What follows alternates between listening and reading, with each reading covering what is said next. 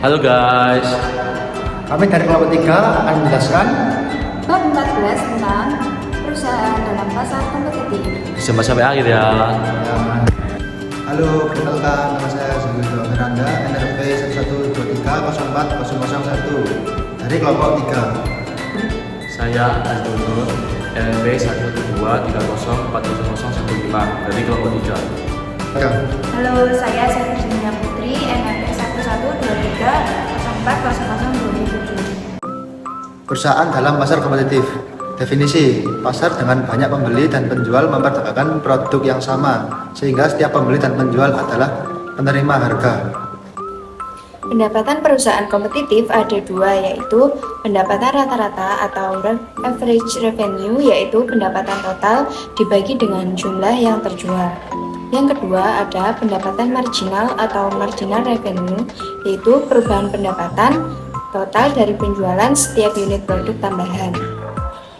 Selanjutnya yaitu adalah ada biaya tertanam atau sunk cost, biaya yang telah terlanjur dibayarkan dan tidak dapat dikembalikan. Di sini saya akan menunjukkan dua kurva penawaran di pasar kompetitif, yaitu dibagi menjadi dua. Yang pertama ada kurva penawaran perusahaan seperti yang ada di gambar ini, dan yang kedua adalah penawaran pasar individual yang juga terlampir di sini. Selanjutnya kita akan membahas studi kasus. Yang pertama, pernahkah Anda masuk ke dalam restoran untuk makan siang dan melihat bahwa restoran tersebut hampir kosong? Mungkin Anda bertanya, mengapa restoran tersebut buka? Seperti pendapat dari beberapa pelanggan tidak mungkin menutupi biaya operasional restoran tersebut dalam membuat keputusan apakah restoran buka pada saat makan siang. Pemilik restoran tersebut harus mengingat perbedaan antara biaya tetap dan biaya variabel. Kebanyakan biaya restoran sewa tempat peralatan, masak meja, piring, sendok, garpu, dan sebagainya adalah biaya tetap menghentikan usaha selama makan siang. Mengurangi biaya ini, dengan kata lain, biaya ini bersifat pendek, memutuskan melayani pelanggan saat makan siang hanya biaya variabel, harga bahan makanan tambahan, dan gaji tambahan pegawai yang relevan. Sang pemilik menutup restoran pada saat jam makan siang hanya jika pendapatan beberapa pelanggan saat jam makan siang tidak dapat menutupi biaya variabel restoran. Selanjutnya kita akan menjawab tentang penyelesaian studi kasus yang tadi sudah kita baca. Yang pertama, untuk restoran yang nyaris sepi, kita bisa melakukan survei pelanggan untuk memahami kekurangan dan keinginan pelanggan yang ada. Perbarui menu dengan varian yang baru dan investasikan dalam pemasaran yang digital untuk meningkatkan peminat pada kehadiran pelanggan online.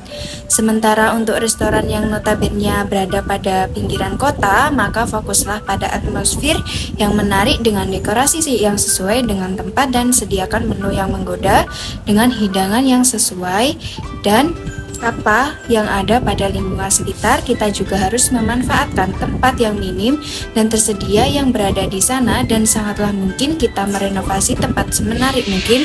Dan juga jangan lupa memasarkan secara online dan melibatkan komunikasi vokal, karena zaman sekarang apalagi di kalangan muda lebih banyak yang namanya pemasaran secara online daripada offline, karena pemesanan secara online pun lebih mudah dan juga efisien dari pembelian offline yang notabene harus datang ke tempat langsung.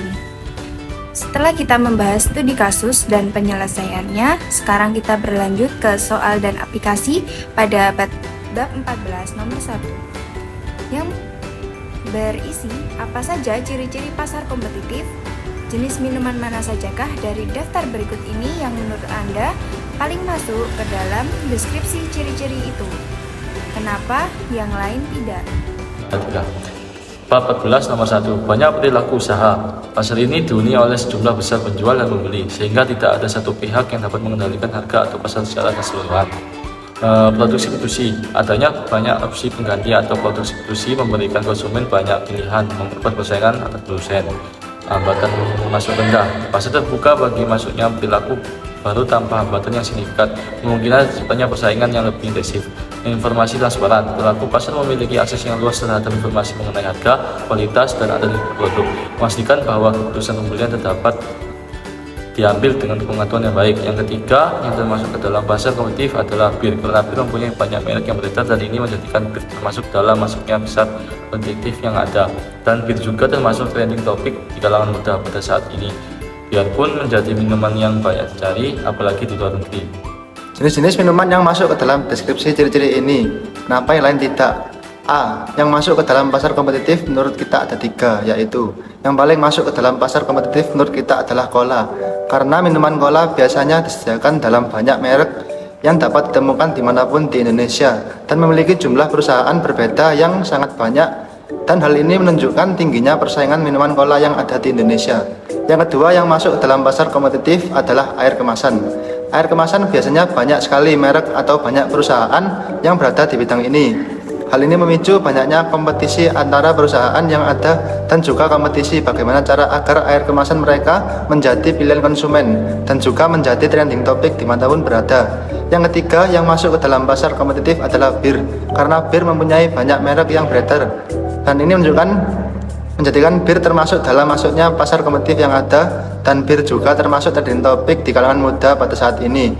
Bir pun menjadi minuman yang banyak dicari apalagi di luar negeri. B. Yang tidak termasuk dalam pasar kompetitif ada 1, yaitu yang tidak termasuk ke dalam pasar kompetitif adalah air keran.